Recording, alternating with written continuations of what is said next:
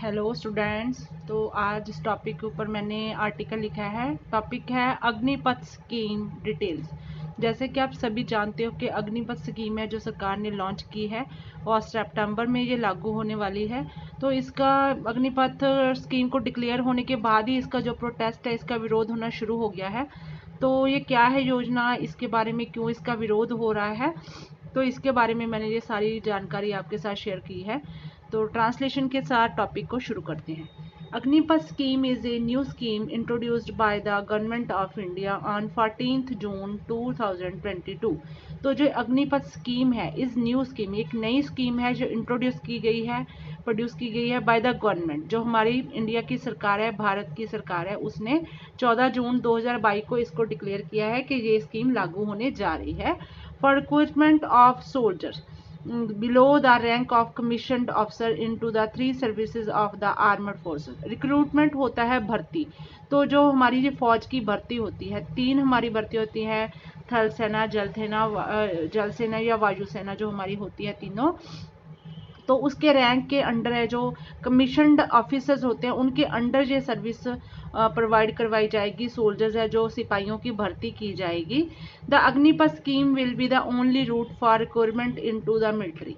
तो ये मिलिट्री में जो हमारी फौजी भाई हमारे भर्ती होते हैं, तो उनके लिए ये स्कीम है वो लागू की गई है। उनकी भर्ती के लिए स्कीम ये चलाई गई है। All recruitment will be hired only for a 4 years period. तो जो भी ये भर्ती होगी सिर्फ 4 साल के लिए होएगी। जैसे कि आज कोई मिलिट्री के हमारे सोल्जर भर्ती हो तो उसको 4 साल के बाद रिटायर होना पड़ेगा। Personnel recruitment under this system are to be called Agniveer. तो जो भी सिपाही इसमें भर्ती होगा उसको नाम क्या दिया जाएगा, Agniveer.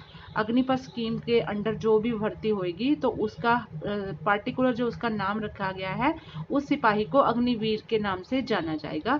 Which will be a new military rank, जो कि मिलिट्री में जो हमारी भारतीय सेना है उसमें एक नया रैंक शामिल कर। अब बात कर लेते हैं, जैसे कि मैंने आपको बता दिया कि अग्निवीर योजना क्या है। तो जब से योजना होने की घोषणा हुई है तो पूरे भारत में इसका विरोध होना शुरू हो चुका है। The introduction of the scheme has been criticise, इसका विरोध होना शुरू हो चुका है। क्रिटिसाइज होता है विरोध करना, अपोजिशन होना। फॉर लैक ऑफ कंसल्टेशन, विरोध होना क्यों शुरू हुआ है, क्योंकि लैक ऑफ कंसल्टेशन, लोगों को इसने इसकी फुल नॉलेज ली नहीं है, बस एक दूसरे के पीछे लग के तो इसका जो विरोध है वो करना शुरू कर दिया। इसकी फुल नॉलेज ली नहीं है कि इसका क्या स्कीम का बेनिफिट होने वाला है। एंड पब्लिक डिबेट, ना ही इसके लिए कोई पब्लिक डिबेट सरकार ने ऑर्गेनाइज की। इसके लॉन्च करने से पहले जैसे कि पब्लिक डिबेट हो जाती है तो लोगों को उसके बारे में फुल नॉलेज मिल जाती है। इसी कारणवश इसका जो विरोध होना शुरू हो चुका है। The scheme is scheduled to be implemented from September 2022। हालांकि इसकी जो इम्प्लीमेंटेड है, जो ये लागू होगी स्कीम, वो सितंबर 2022 में शुरू होगी। लेकिन उसके 2 महीने पहले ही इसका जो विरोध होना पूरा शुरू हो चुका है। ट्रेनों को आग लगाई जा रही है, बसों को आग लगाई जा रही है। तो चलिए इस पर आगे डिस्कस कर लेते हैं। This scheme will bypass many things including long tenures, pensions and other benefit which were there in old system.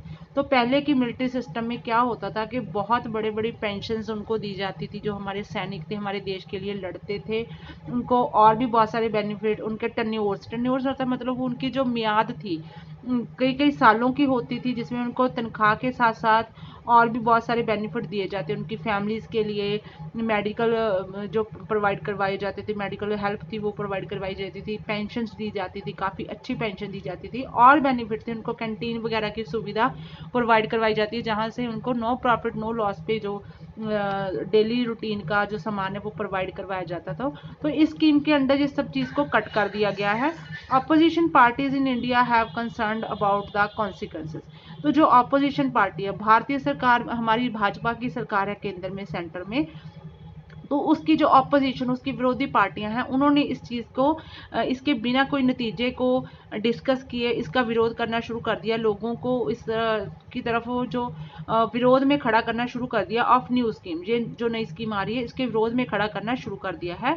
They have asked to do be put on hold. उन्होंने ये डिमांड रखी है सरकार के सामने कि इस स्कीम को होल्ड पे रखा जाए and that the scheme be discussed into parliament, और इस स्कीम को पार्लियामेंट में, संसद में हमारी में डिस्कस किया जाए, इसके ऊपर बातचीत होनी चाहिए। ऑन 16 जून 2022 को violent protest erupted in several states in India. इसके लॉन्च होने के 2 दिन, अनाउंस होने के बाद ही 2 दिन बाद ही, 14 जून को ये अनाउंस हुई थी, लॉन्च हुई थी, तो 16 जून को ही 2 दिन बाद इसके जो वायलेंट, बहुत ही हिंसक प्रदर्शन, प्रोटेस्ट होते हैं, प्रदर्शन, अरप्टेड इन सेवरल स्टेट, बहुत सारी स्टेट्स में इंडिया में इसके जो प्रोटेस्ट है इसके विरोध होने शुरू हो गए। Where the army aspirants angry with the new scheme called for its roll back and damaged public property. तो आर्मी के एस्पिरेंट्स थे, जिन्होंने आर्मी के लिए जो सोल्जर्स भर्ती होना चाहते हैं, एस्पिरेंट्स है, उसके चाहवान हैं, इच्छुक हैं, वो गुस्सा हो गए सरकार के साथ और उन्होंने इस नई स्कीम के खिलाफ है जो डैमेज्ड पब्लिक प्रॉपर्टी, क्या करना शुरू कर दिया, दंगे फसाद करने शुरू कर दिए और जो पब्लिक प्रॉपर्टी है उसको डैमेज करना, उसको बर्बाद करना शुरू कर दिए। जैसे कि बसों को आग लग गई, ट्रेनों को आग लगी, जाके बिल्डिंग्स को आग लगा रहे हैं। तो ये बहुत ही गलत हो रहा है। ऑन 17 जून 2020, उसके एक दिन बाद 12 train was set on fire. जो 12 ट्रेनें थी, बहुत लॉन्ग रूट की ट्रेनें होती हैं, उनको 12 ट्रेन को आग लगा दी गई एंड मूवमेंट ऑफ 300 ट्रेन और 300 ट्रेन थी वर अफेक्टेड। तो उनका जो ट्रेन का रूट था, इसको आग लगने की वजह से जो रेलवे ट्रैक पे ही आग लगा दी गई, तो उससे 300 ट्रेन थी वो अफेक्टेड हुई, जो डेली बेसिस पे चलती थी। 214 ट्रेन वर कैंसल, तो 2014 ट्रेन थी जो वो कैंसिल करनी पड़ी कि कोई और मिसहैपनिंग ना हो जाए। 11 train were diverted routes for destination, तो 11 ट्रेन थी, 11 ट्रेनें थी, उनका जो डेस्टिनेशन की मंजिल तक पहुंचाने के लिए उनका रूट है जो वो तब्दील कर दिया गया, ताकि कोई भी मिसहैपनिंग और ना हो जाए, कोई जानी माली नुकसान ना हो जाए। Protest are on the peak, और जो अब भी जो आंदोलन है वो पूरे पीक पे है, अपने शिखर पे चल रहा है, अभी भी आंदोलन खत्म होने का नाम नहीं ले रहा है। So in the last we can say Agnipath Yojana और scheme should be implemented and then should be announce. तो लास्ट में हम यही कह सकते हैं कि अग्निपथ योजना जो स्कीम है जो लेके आ रही है सरकार, तो उसमें थोड़े बहुत सुधार करने चाहिए और उसके बाद इसको अनाउंस करना चाहिए। तो इस तरह से इसका विरोध भी नहीं होगा और सभी जो सोल्जर्स हैं उनको, उनकी फैमिलीज को इस चीज़ का लाभ प्राप्त होगा। सरकार लाभ के लिए योजना लेके आती है, लेकिन थोड़ा सा उसमें कहीं ना कहीं कोई कमी रह जाती है, तो इसी वजह से इसका विरोध है वो होना शुरू हो चुका है। तो स्टूडेंट्स, आप इस टॉपिक को जरूर अपने नॉलेज में रखिए। तो मिलते हैं एक नई वीडियो के साथ, नए टॉपिक के साथ। Take care, please share and subscribe my channel education point.